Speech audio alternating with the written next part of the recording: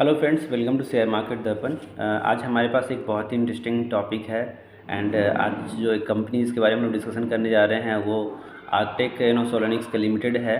तो हमारे एक बहुत ही वैल्यूएबल और इम्पॉर्टेंट सब्सक्राइबर ने हमें रिक्वेस्ट किया था कि इसके बारे में हम लोग बात करें and we can discuss like fundamental analysis and the basis of the company, how we can decide कि मतलब ये एक ग्रोथ पर्सपेक्टिव में लॉन्ग रन में और लॉन्ग राइड में मतलब हम इसके साथ जा सकते हैं या वी शुड थिंक अबाउट कि कैसी कंपनी है।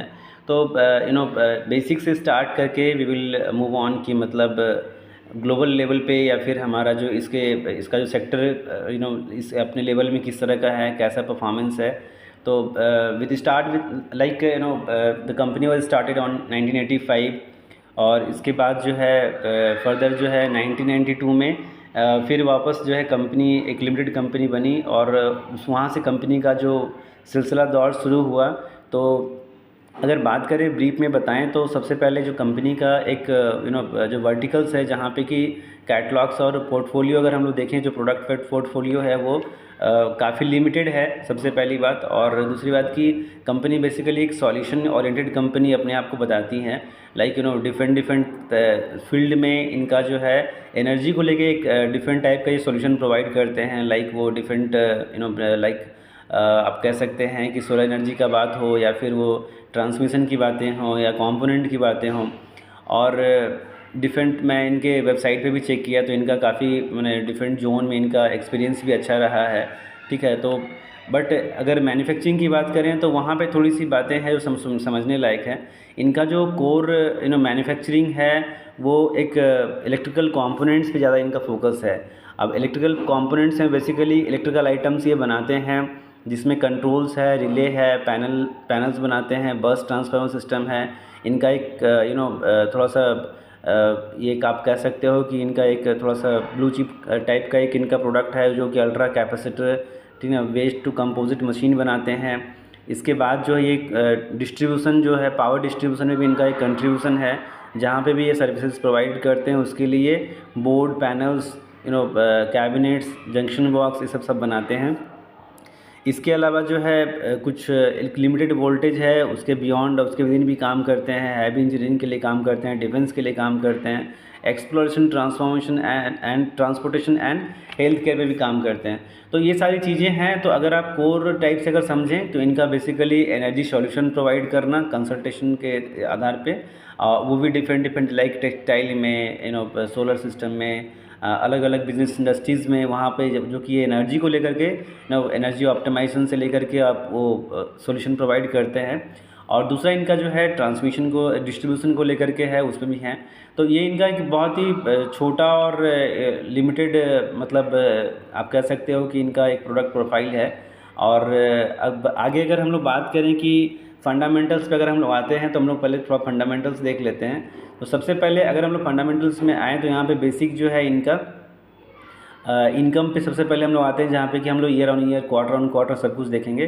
तो सबसे पहले हम लोग रेवेन्यू की बात करते हैं। अगर आप रेवेन्यू देखो ईयर ऑन ईयर तो इनका जो है 2021, 22, 23, 24, ठीक है। तो यहाँ पे सबसे पहले जो ये डिटेल्स है वो करोर्स में दिया हुआ है। तो ये अप्रॉक्सीमेट 21 में 11 करोड़, 16 करोड़, 21 करोड़, 32 करोड़। तो नो डाउट कि यहाँ पे हम लोग ये कहने से पीछे नहीं हट सकते हैं कि इनका रेवेन्यू का ग्रोथ जो है ना बहुत सुपर या फिर मल्टी डायमेंशन में तो नहीं बोल सकते या मल्टी फोल्ड में नहीं बोल सकते हैं। But we can say like they are having the consistence and sustenance in their business. और ये कंटिन्यूअल इम्प्रूवमेंट भी है, कहीं से भी इन्होंने वापस मुड़कर नहीं दिखा है। बट इसके साथ साथ हमें बाकी चीज़ें भी देखनी होती है। तो एक ये सबसे पहले जो हमारा दिखता है। और दूसरा एक इम्पॉर्टेंट पर्सपेक्टिव है हमारा नेट इनकम। अगर हम लोग नेट इनकम पे जाएं तो यहाँ पे थोड़ा सा एक क्वेश्चन मार्क है। लाइक अगर revenue is okay but income पे अगर हम लोग देखते हैं तो यहाँ पे सिंगल डिजिट में भी ये नहीं आ पा रहा है। 2021 में, 22 में इनको अप्रॉक्सीमेट 3 करोड़ के आसपास का प्रॉफिट है, 23 में इनको करीब 1.5 करोड़ के आसपास का प्रॉफिट है, 24 में इनका 1.32 है जो कि प्रीवियस ईयर से भी नीचे है। तो अगर हम रेवेन्यू में वापस फिर से आएँ और क्वार्टरली हम देखें तो अगर ईयर ऑन ईयर के बाद हम लोग अगर क्वार्टर ऑन क्वार्टर भी देखें तो लास्ट मार्च के बाद जो इनका क्वार्टर का जो मतलब बिज़नेस रहा है और वहाँ पे जो इनकी रेवेन्यू रही है वहाँ पे भी कुछ थोड़ा सा अप्स एंड डाउन है और अप्रॉक्सीमेट ये 10 CR को ब्रीच नहीं कर पा रहे हैं। ठीक है, 9.98, 6.61, 9.41, 9.78, तो दिसंबर भी जो इन्होंने क्लोजिंग दिया है 9.78 है, बट चांसेस है क्योंकि दिसंबर जो है मतलब इनका मे बी शायद नेक्स्ट जो है क्वार्टर कुछ अच्छा दिखा पाए, दैट इज़ डिफरेंट थिंग। तो यहाँ पे मिक्स टाइप का अगर यहाँ पे आप बोल सकते हैं। नाउ नेट इनकम पे आते हैं, तो नेट इनकम ईयरली जो है, ईयरली इनका नेट इनकम तो मतलब उतना ही अट्रैक्टिव नहीं समझ सकते हैं। मतलब किसी कंपनी की अगर प्रॉफिट ही आप देख लो कि 22 के बाद इनको मतलब 3 CR के आसपास इनका प्रॉफिट था, उसके बाद जो है now it's looking very simple like not very attractive, या फिर इनका कुछ अट्रैक्टिव प्लान नहीं है, या मतलब उसको कैसे हम लोग समझ सकते हैं। 2.8 के बाद जो है 1.41, 1.32, तो ये है। So it's looking like quite average. And next फिर हमारे पास जो है इनका जो है नेट इनकम तो हो गया, इसको हम क्वार्टरली भी देख लेते हैं। तो अगर हम लोग क्वार्टरली देखें कि सेम चीज़ें हैं जो अभी हमने बातें करी, सेम चीज़ें उसको भी हम लोग समझने की कोशिश करेंगे कि क्वार्टर में इनका परफॉर्मेंस कैसा है। तो अब हम लोग यहाँ पे अगर हम लोग नेट इनकम जो है अगर देखें हैं यहाँ पे, तो नेट इनकम अगर हम लोग क्वार्टर ऑन क्वार्टर अगर हम यहाँ पे देखते हैं तो अगेन हमें वही दिखाई देता है कि इनका जो है क्वार्टर ऑन क्वार्टर जो है 10 CR के बिलो ही है। और अगर हम लोग क्वार्टर वाइज जो है इनका अगर ये देखते हैं मतलब नेट इनकम की बात करें तो वहाँ पे वैसा ही है ओवरऑल जो है।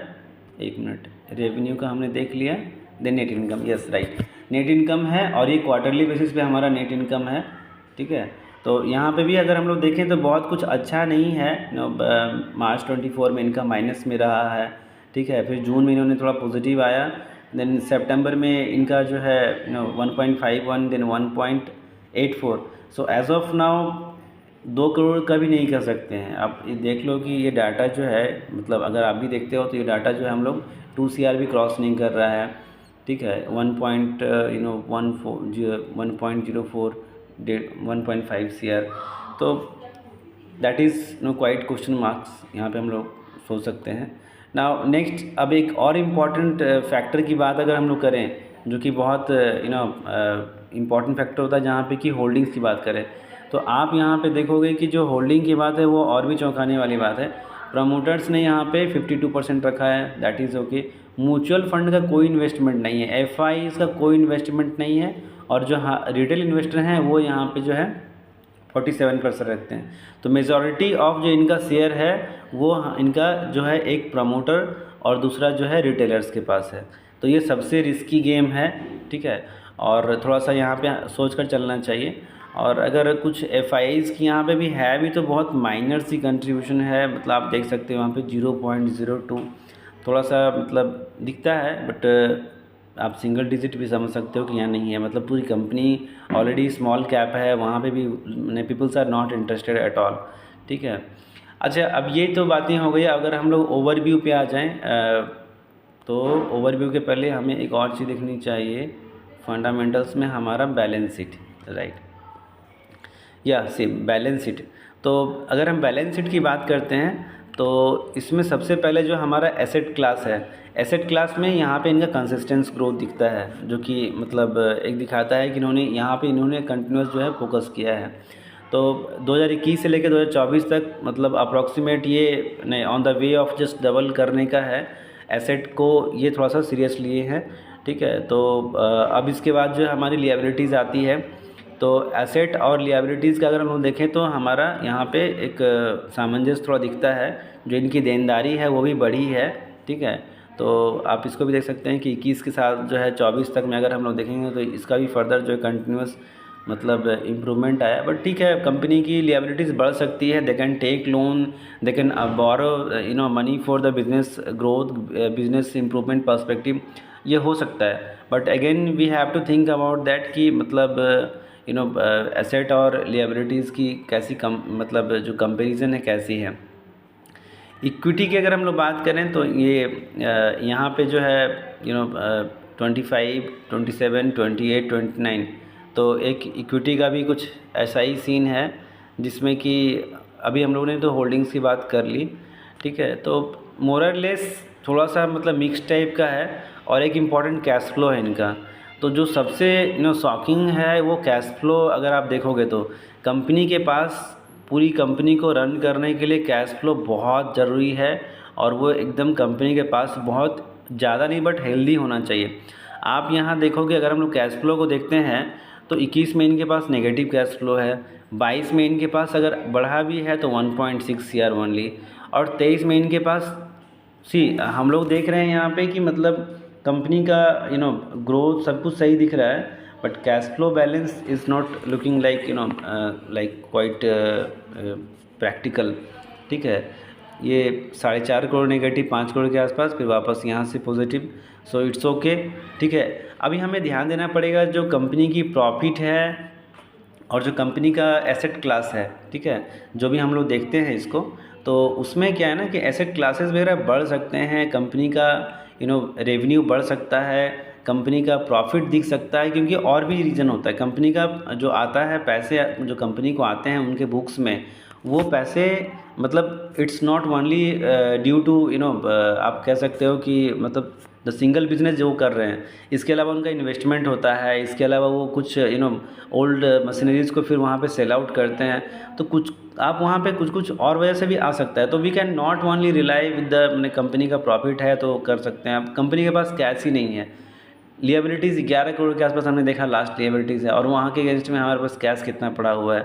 जो कंपनी के पास एसेट रखा हुआ है वो भी मतलब एक थोड़ा सा मतलब समझने वाली बात है, ठीक है। चलिए कोई नहीं, हम लोग यहाँ पे जो है बैलेंस शीट तो हमने समझ लिया, लिएबिलिटीज़ देख ली, ठीक है। अब उसके बाद जो है वापस हम लोग थोड़ा ओवरव्यू पे आते हैं। ये एक आप कह सकते हो थोड़ा ज़्यादा इम्पॉर्टेंट रहेगा इस पॉइंट ऑफ व्यू से कि अगर हम किसी भी इसके पॉइंट ऑफ व्यू से नहीं ना, अगर हम लोग किसी भी कंपनी को जज करते हैं या फिर किसी भी कंपनी को चूज़ करते हैं फॉर लॉन्ग रन के लिए, तो of course we should go with the basic things. सबसे पहले इसमें है हमारा मार्केट कैप। आप देखो यहाँ पे मार्केट कैप जो इनका है वो 202 करोड़ का है, ठीक है। तो अगर किसी कंपनी का मार्केट कैप ही 202 करोड़ का है, ठीक है, तो सबसे पहले तो ये स्मॉल कैप हो गई। स्मॉल कैप में भी अब इनका जो मतलब एक 5 CR के नीचे वाला थोड़ा सा रिस्की गेम हो जाता है। आप अगर इसमें रह गए और कंपनी का एक अच्छा सब कुछ रह गया then that is okay, but आज के टाइम में जो लॉन्ग टर्म इन्वेस्टमेंट है उस पर्सपेक्टिव में नहीं ले सकते हम लोग, हम हमेशा रिव्यू करना होता है, ठीक है। तो पहला क्वेश्चन यहाँ पे आता है मार्केट कैप को लेकर के, और सेकेंड इज़ दैट इनका पी सी, जो इनका प्रॉफिट अर्निंग रेशियो है दैट इज़ 48.89 है, और इनका जो सेक्टर पी है वो 24.92 है। तो sector P is okay, sector P जो है वो मतलब आप कह सकते हैं that is okay, but P already बहुत हाई है, ठीक है। तो आप यहाँ पे which indicating the overvalued, and इनका जो है डिविडेंड जो है उनका डिविडेंड यील्ड भी जो है इट्स नॉट गुड, मतलब not in single digit also, you can understand. अब हम लोग नेक्स्ट इसकी EPS की बात करें, तो अगर EPS की बात करते हैं तो EPS भी हमारा 1.25 है, विच इज़ टू मच लो, ठीक है। ये एक इम्पॉर्टेंट और अट्रैक्टिव मतलब फैक्टर होता है जहाँ पे कि we are in position to decide whether we have to be choose और नॉट, तो वहाँ पे EPS बहुत बड़ा फैक्टर है, और वो दैट इज़ 1.25। अच्छा, अब अगर हम लोग इसको फर्दर हम लोग अगर देखें कि मतलब प्रेजेंट सिचुएशन के साथ मतलब कैसा क्या इसका है, तो उस पर हम लोग अगर बात करते हैं तो हम लोग आप अगर इधर देखो कि रिसेंट इनका जो रिटर्न्स है 1 ईयर में YTD या 3 मंथ का सब approximate it's not also good, negative ही है, ठीक है। तो दैट इज़ ओके, मार्केट तो फेवरेबल नहीं है, तो that can be accepted. Next जो हम लोग अगर इसका 5 ईयर का देखते हैं, 5 ईयर या फिर आप इसको मैक्स भी देख सकते हो, आप यहाँ पे नोटिस करेंगे एक बार कि that is totally chart discussion, अभी प्रेजेंट जो करेंट मार्केट प्राइस है 63.99, मतलब 64 रुपये के आसपास मान के समझ सकते हो, 64 रुपये के आसपास का इनका अभी है, ठीक है।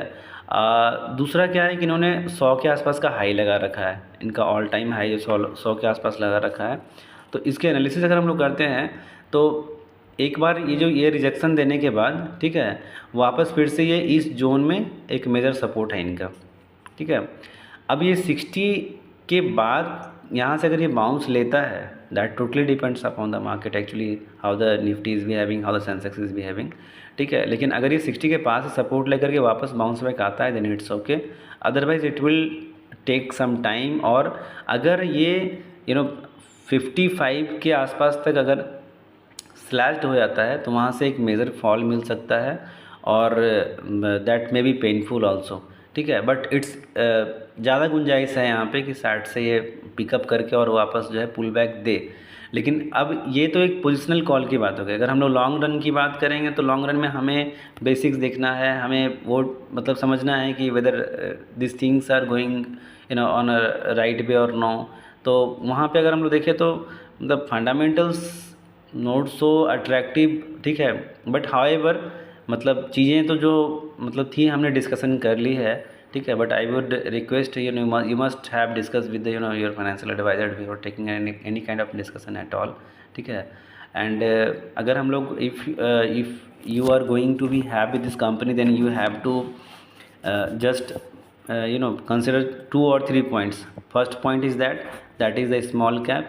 So if you are going with the small cap then this may be quite risky, मतलब गेम चेंजर हो भी सकता है, बट दिस वुड बी मतलब आप कह सकते हो कि वहाँ पे आपको थोड़ा सा कॉन्शियस रहना पड़ेगा। जो वॉल्यूम है, volume is not also very good and attractive. आप देख सकते हो कि मतलब ये इन कंपनियों में यही प्रॉब्लम होता है, इनका वॉल्यूम ज़्यादा होता नहीं है, आप इजीली जो है आप बाय सेल कर भी नहीं सकते हो, इजीली एंट्री इजीली एग्ज़िट, मतलब ये भी डिफ़िकल्टीज़ आती है, ठीक है। दूसरा क्या है कि वॉल्यूम का ही कंसर्न है, स्मॉल कैप है, ईपीएस इनका उतना अच्छा नहीं दिखा जैसा कि हमने अभी देखा है, ठीक है। और उसके बाद जो इनके पास कैश बैलेंस का भी थोड़ा सा प्रॉब्लम है, company don't know when the tough time is going to be come and you have to be faced. So cash reserve, it's very important, and that is the thing that it will help you to survive in the difficult time. So that is also you can say in the negative side. And high P ratio, so high P ratio is showing just it's overvalued, मतलब आप कह सकते हो कि मतलब इनका 25 के आसपास का इनका सेक्टर पी है, और ये खुद से जो है 48-50 में पहुँचे हुए हैं। So that is all about what we have discuss regarding Arctech Solonics, and I hope आपको ये थोड़ा समझा होगा, ठीक है। ओके अगर आपको कुछ भी थोड़ा बहुत भी अच्छा लगा तो please like and share and subscribe, and thanks for watching.